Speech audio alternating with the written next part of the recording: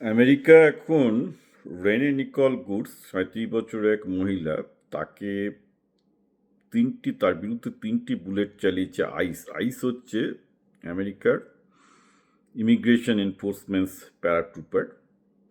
তো এর ভিডিওটা অনেকেই অনেক অ্যাঙ্গেল থেকে করেছে এবং এটা নিয়ে এখন আমেরিকায় আইসের বিরুদ্ধে, অর্থাৎ এই যারা ইলিগাল ইমিগ্রেশনদের পাতি কথা। আইসকে যদি আপনি বলতে চান আইস কারা, আইস আপনি কল্পনা করুন যে ছোটোবেলায় আমরা অনেকে থাকতাম না, একটা ব্যাংক নিয়ে ঘুরে বেড়াতাম আমরা সব বন্ধুরা মিলে, যে কোথায় ব্যাংক লাফাচ্ছে সেভাবে আমরা ব্যাংক ধরতাম। তো আইস হচ্ছে সেরকম একটা গভর্নমেন্টের প্যারাট্রুপার এজেন্সি, যাদের কাজ হচ্ছে কোথায় কোন ইলিগাল ইমিগ্র্যান্ট গ্যাস স্টেশনে কাজ করছে, গ্রসারি স্টোরে কাজ করছে, তাদেরকে খুঁজে খুঁজে বার করে জেলে ভরে তাদের দেশে পাঠিয়ে দেয়। এটা হচ্ছে আইসের মরলেস কাজ। তো এই নয় যে শুধু ট্রাম্পের আমলেই আইস কাজ করেছে। বাইডেনের আমলে লাস্ট ইয়ারে 2024 সালে আইস প্রায় 2700 ইলিগাল ইমিগ্রেন্টকে ধরেছে। বাইডেনের আমলেও ধরেছে, তবে ট্রাম্পের আমলে তারা একদম সব হিসাব নিকাশ ছাড়িয়ে গেছে। লাস্ট ইয়ারে প্রায় 50,000-এর কাছাকাছি ইলিগাল ইমিগ্রেন্টকে তারা ধরতে সমর্থ হয়েছে।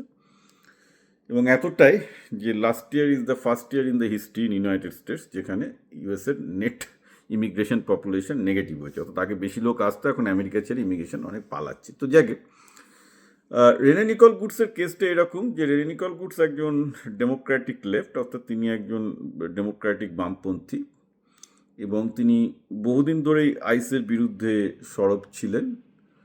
ট্রাম্প জেতার পর তার মনে এত দুঃখ হয়েছিল, মনে হয়েছিল এই আমেরিকাতে থাকা যাবে না। তিনি ক্যানাডাতে গিয়ে কিছুদিন থাকার চেষ্টা করেছেন, তবে ক্যানাডার সোশ্যালিজমও তার মনে হচ্ছে অতটা পছন্দ হয়নি, যে জন্য আবার মিনিয়াপলিসে ফিরে আসেন। দেখি সেটা করতেই পারেন, সেটা তার চয়েস। তো ঘটনাটা হচ্ছে যে ঘটনার দিন উনি আইস কোনো একটা গ্রেপ্তারির কাজকর্ম চালাচ্ছিল। তো উনি অফিসারের সাথে গিয়ে বচসা করছেন, প্রতিবাদ করতে যান। এখন যেটা হয়, বামপন্থীদের প্রতিবাদ বা দক্ষিণপন্থী প্রতিবাদ যাই হোক, প্রতিবাদের তো রাজনৈতিক প্রতিবাদে একটা স্পেকটাকল লাগে। তো ভদ্রমহিলা একজন অ্যাক্টিভিস্ট, তো তিনি প্রতিবাদ করেছেন। আমেরিকায় তার 100% রাইট আছে সেই প্রতিবাদ করার। এবার প্রতিবাদ করে তিনি তার গাড়িটা নিয়ে বেরোতে যাচ্ছিলেন, এখান থেকেই ঘটনা শুরু। তো তিনি গাড়ি থেকে অফিসারের সাথে কথা বলছেন, সবাই ভিডিওতে দেখছে। এবার তিনি যখন তার গাড়িটা নিয়ে বেরিয়ে যাচ্ছেন, তখন আমরা দেখতে পাচ্ছি তার অফিসার 3টে গুলি তাকে চালিয়ে দিলেন। আমেরিকার ইতিহাসে এটা একটা বিরল ঘটনা, কারণ আমেরিকায় পুলিশ একটা লেদাল ফোর্স গুলি চালাতেই পারে, কিন্তু সে সেলফ ডিফেন্সে চালাতে হবে।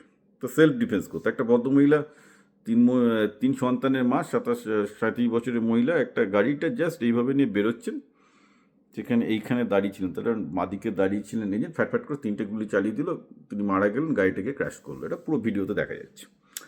অবভিয়াসলি এরকম একটা ঘটনা, একজন নিরীহ নাগরিক মারা গেছে, তার ঘটনায় গোটা আমেরিকা উত্তাল হবেই, আমেরিকা উত্তাল হয়েওছে। আর ঘটনাটা হচ্ছে যে তাহলে এসব ক্ষেত্রে যেটা হয়, ট্রাম্প বা তার অ্যাডমিনিস্ট্রেশনে উচিত ছিল যে ভুলটা স্বীকার করে একটু চেপে যাওয়া, যে না আমরা পুলিশ অফিসারটাকে সাসপেন্ড করছি, দেখছি, এই করছি। সেসব তিনি করেননি, বরং দেখা যাচ্ছে যে ট্রাম্পের যিনি হোমল্যান্ড সিকিউরিটি সেক্রেটারি নর্ম ক্রিস্টের, তিনি তাকে সাপোর্ট পর্যন্ত করছেন, ট্রাম্পও সাপোর্ট করছেন, ভ্যান্সও সাপোর্ট করছেন। একটা নিরীহ অপরাধী কে মেরে দিল, সেটা তারা সাপোর্ট করছেন। কী ভিত্তিতে সাপোর্ট করছেন? বলছেন যে যে সেই ভদ্রমহিলা গাড়িটাকে টার্ন করার সময় নাকি পুলিশ অফিসারকে হিট করতে গেছেন। অ্যাকচুয়ালি পুলিশ অফিসারটা 1 ফুট বাইরে দাঁড়িয়ে ছিল, কথাবার্তা হচ্ছিল। তো আমরা দেখতে পাচ্ছি ভিডিওতে গাড়িটা এরমভাবে চলছে। এখন ব্যাপারটা কী হচ্ছে, মিনেসোটা তো খুব ঠান্ডার জায়গা, ওখানে বরফ আছে। বাট বরফে ফিজিক্সের নিয়ম অনুযায়ী আপনি যদি টার্ন নিতে যান, অত ইজিলি টার্ন নিতে পারবেন না। তারপর ভদ্রমহিলা একটু জোর করে টার্ন নিতে গেছে, তো গাড়িটা একটু এদিক ওদিক নড়ে যাবে। এদিক ওদিকে নড়ার সময় এটা মনে হতেই পারে যে গাড়িটা হয়তো সেই অফিসারটা মনে করছে যে তাকে রান ওভার করার চেষ্টা করছে, তখন সে গুলি করেছে। কিন্তু সেটা নয়, কিন্তু পরিষ্কার দেখা যাচ্ছে গাড়িটা এভাবে নিয়ে যাচ্ছে। কারণ বরফের মধ্যে উনি যদি গাড়িটা এদিকে ঘোরাতেন, সেটা এদিকে ঘুরিয়ে যেত। তো উনি পরিষ্কারভাবে গাড়িটা ঠিক দিকে টার্ন নিচ্ছেন, কিন্তু বরফের মধ্যে অত জোরে টার্ন নিতে গেলে গাড়িটা একটু ব্যালেন্স হয়ে গিয়ে মনে হবে যে পুলিশ অফিসারের গায়ে লাগতে পারতো, এরকম একটা সিচুয়েশন। তো সেইটাকে ডিফেন্ড করার চেষ্টা করছে। এটা খুব ক্লিয়ারলি একটা ফিজিক্সের কেস, সেটা মোটেও ভদ্রমহিলা কোনো ইন্টেনশনই ছিল না এই অফিসারকে করার। কিন্তু ওই যে গাড়িটা একটু নড়ে গেছে, সেটা দেখিয়ে, যেটা একটা purely because of physics phenomena, সেটাকে দেখিয়ে এখন চলছে যে উনি মারার চেষ্টা করছেন। অতএব একটু তো গভর্নমেন্টের তরফ থেকে ব্যাকডাউন করতে হবে যে না ভুল করেছে আইস এরম করবে না, কিন্তু সেটা দেখা যাচ্ছে না। তো এর ফলে দুটো কনক্লুশনে আসা যায়। এটা হচ্ছে এই যে মাগা বেস সেই সাথে বামপন্থীদের যে লড়াই ইমিগ্রেশন নিয়ে সেটা একদম সামনে আসছে। পরিষ্কারভাবে বোঝা যাচ্ছে যে এই মানে মাগা বেস অ্যান্টি ইমিগ্রেশন স্পেকটাকল পছন্দ করছে। ইনফ্যাক্ট এই যে মহিলাটা মারা গেছে এটাতে মাগা বেসের সুবিধা, তারা দেখাতে পারছে যে দেখো আমি কতটা হাই হ্যান্ডেডলি আমি ইমিগ্রেশন তাড়ানোর চেষ্টা করছি, আর তোমাদের দেশের শত্রু বামপন্থীরা এটা আটকানোর চেষ্টা করছিল আমাদেরকে। যদিও কোনোটাই সত্যি নয়, সবাই স্পেকটাকল নিয়ে নিজের মতো খেলছে, ভুক্তভোগী হচ্ছে আমরা, কী আর করা যাবে। এখন সমস্যাটা দাঁড়িয়ে গেছে এখানটাতে যে এইভাবে এখন দুটো দল যাই করুক না কেন, একটা ব্যাপার খুব ক্লিয়ার হয়ে যাচ্ছে যে আইস ক্রমশ নাৎসিদের টর্মস্টুপার মাইনের মতো হয়ে যাচ্ছে। অর্থাৎ যেখানে সেখানে এটা কিন্তু প্রথম আইস কিলিং নয়। আইসের তত্ত্বাবধানে আগের বছর প্রায় 50 জন মারা গেছে। আইস এর আগেও শুটিং করেছে আমার মেইল্যান্ডে, আমার বাড়ি থেকে 30 মিনিট দূরে শুটিংয়ে দুটো লোককে মেরে ফেলেছে, কিন্তু সেগুলো ছিল ইলিগাল ইমিগ্রেন্ট।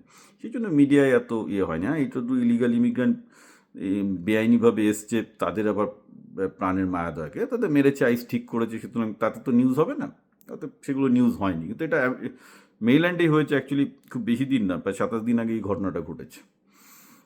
তো সমস্যাটা হচ্ছে এই যে আজকে আইস কিন্তু যাকে খুশি তাকে গুলি চালাতে পারে, পরিষ্কারভাবে দেখা যাচ্ছে।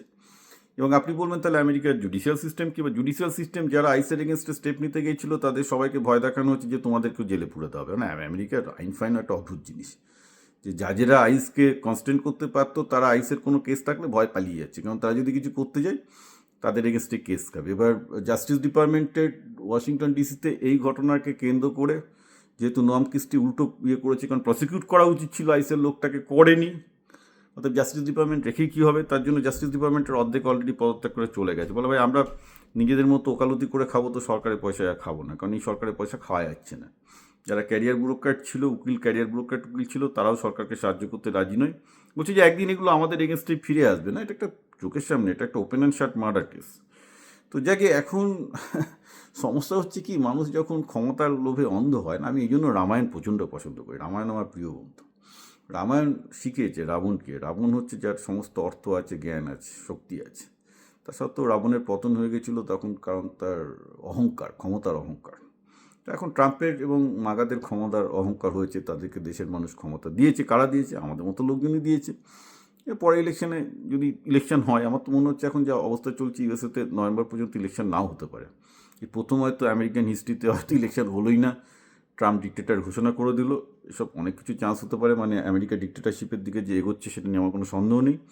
নভেম্বর ইলেকশানেও আসলে যেটা হতো, ইলেকশনটা হলে ট্রাম্পের ডাহাত বাহাত মানে সেনেট এবং কংগ্রেসের ট্রাম্প গোহারা হারতো। তো মানে ট্রাম্পের পার্টি গোহারা হারার পর ট্রাম্পের আর নেক্সট 2 বছর কিছু করতে হতো না আগে।